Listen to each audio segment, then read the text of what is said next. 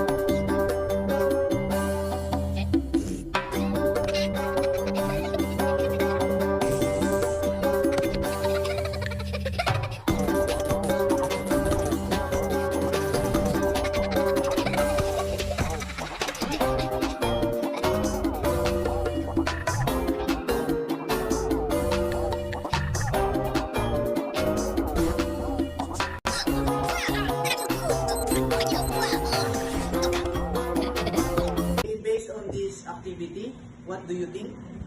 That's right, you got it.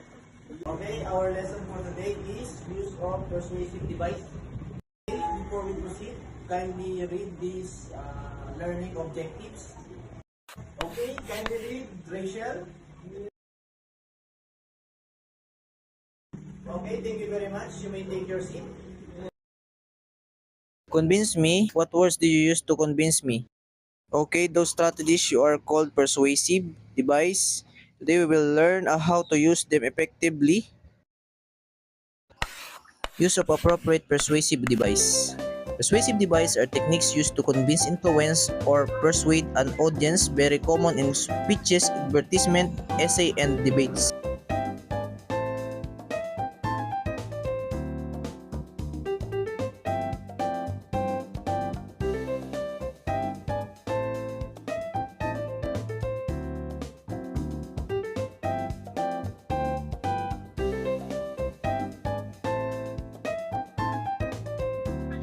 Do you understand?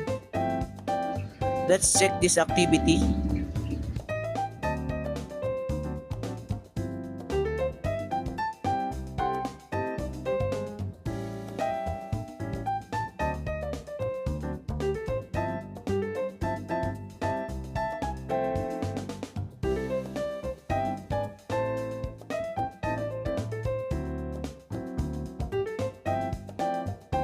Very good.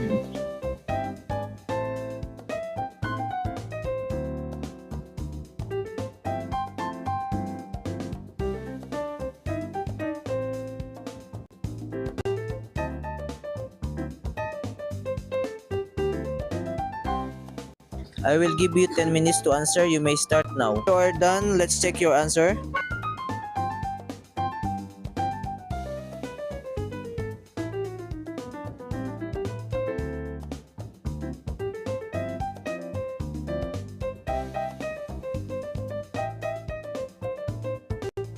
Okay, let's check.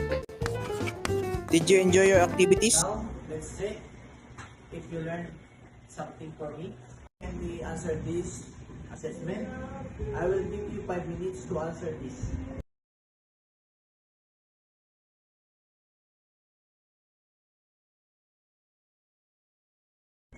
Okay, if you are done, let's check. Okay, very good. All of you got high score. Okay, that means you learned something for me. Do you have any question or clarification?